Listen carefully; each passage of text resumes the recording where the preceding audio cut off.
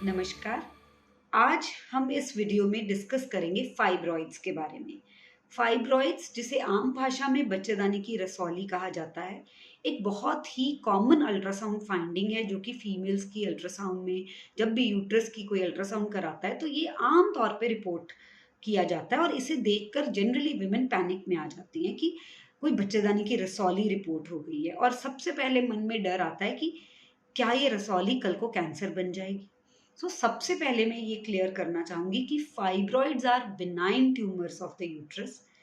ये कैंसरस नहीं होती, इसलिए फाइब्रॉइड जब भी आपकी अल्ट्रासाउंड में रिपोर्ट हो तो फाइब्रॉइड वर्ड देखकर एकदम पैनिक नहीं करना। फाइब्रॉइड्स 3 तरह के होते हैं, सबम्यूकस, इंट्राम्यूरल और सबसीरस। जैसे मैंने कहा कि ये हमारी बच्चेदानी में डेवलप होने वाला ट्यूमर है, तो हम पहले बच्चेदानी की एनाटॉमी समझ लेते हैं। समझने के लिए मैं इस मॉडल की मदद ले रही हूँ। ये एक नॉर्मल साइज्ड बच्चेदानी है जो नॉर्मली फीमेल्स में प्रेजेंट होती है। अब ये बच्चेदानी की एक वॉल है जो कि मस्कुलर है और उसके अंदर एक खाली जगह है जिसे कि कहते हैं एंडोमेट्रियल कैविटी, और इसी खाली जगह में हमारा बेबी डेवलप होता है। यानी कि एक मस्कुलर ऑर्गन है जिसके अंदर एक खाली स्पेस है जो कि जहां प्रेगनेंसी इम्प्लांट होती है और बेबी ग्रो होता है। अब फाइब्रॉइड्स जो हैं वो यूट्रस के बच्चेदानी की मस्कुलर पार्ट से अराइज होते हैं, यानी कि इसकी जो वॉल है, मस्कुलर वॉल, वहां पर एक गटोली की तरह, एक छोटे से ट्यूमर की तरह डेवलप होना शुरू होते हैं।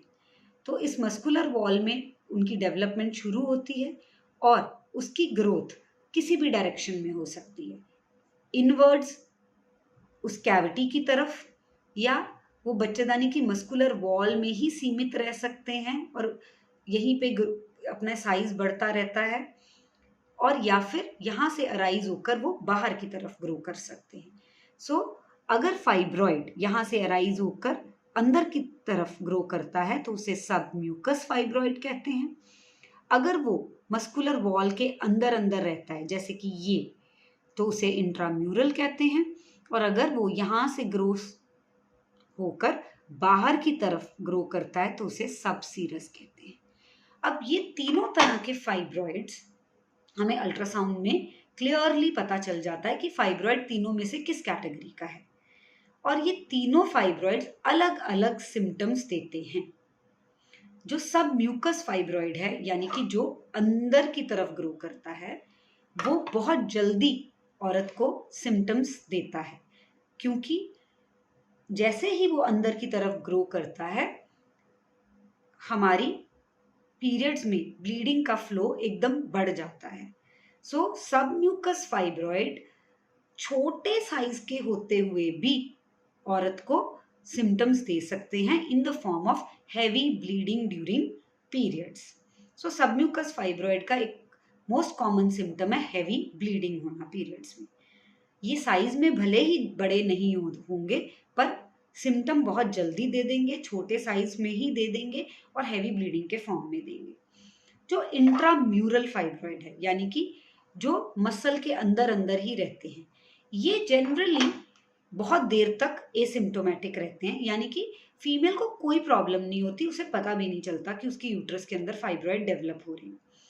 इंट्राम्यूरल फाइब्रॉइड तब सिम्टम्स देते हैं जब या तो ये 3-4 सेंटीमीटर से बड़े हो जाएं या बहुत सारे हों, एक नहीं बहुत सारे, यानी कि यहाँ भी, यहाँ भी, यहाँ भी, यहाँ भी 4-5 या मल्टीपल सब इंट्राम्यूरल फाइब्रॉइड्स हैं, 3-4 सेंटीमीटर से बड़े हैं, तो यूजुअली कई बार सिम्टम्स आते हैं in the form of pain during periods और हैवीनेस।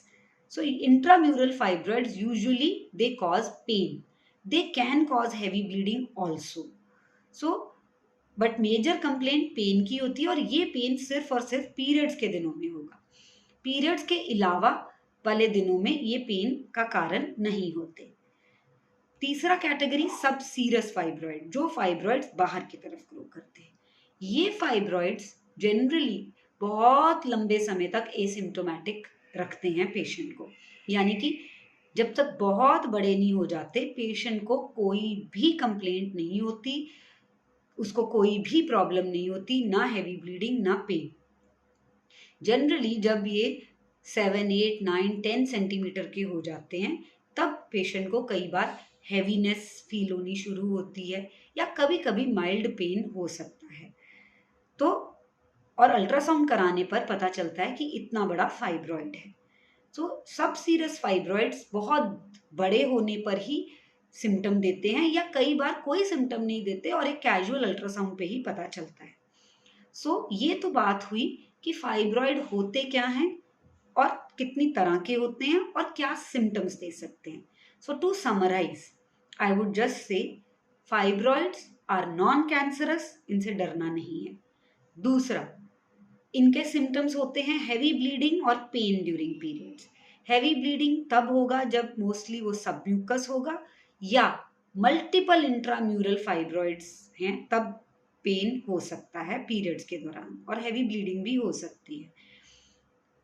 तीसरा, सब सीरस जब बहुत बड़े हैं साइज में तो pain, heaviness, feeling of a mass in the abdomen, आपको लगेगा कि मेरे पेट में कोई गांठ है, कोई चीज है हैवी सी, ऐसी फीलिंग आ सकती है जब फाइब्रॉइड बहुत बड़ा हो जाता है।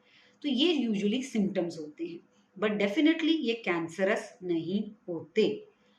अब नेक्स्ट वीडियो में हम बात करेंगे इनके ट्रीटमेंट का। इनका ट्रीटमेंट क्या होना चाहिए, किस तरह के फाइब्रॉइड को कब ट्रीटमेंट करना है और क्या ट्रीटमेंट करना है, ये बात हम डिस्कस करेंगे नेक्स्ट वीडियो में। So subscribe to our channel so that आपको ऐसी इंफॉर्मेटिव वीडियोस की नोटिफिकेशन आती रहे और आप जब चाहें इन विमेन रिलेटेड प्रॉब्लम्स के बारे में इंफॉर्मेशन ले सकते हैं। Stay tuned for our next video which will be on treatments of fibroid. Thank you very much.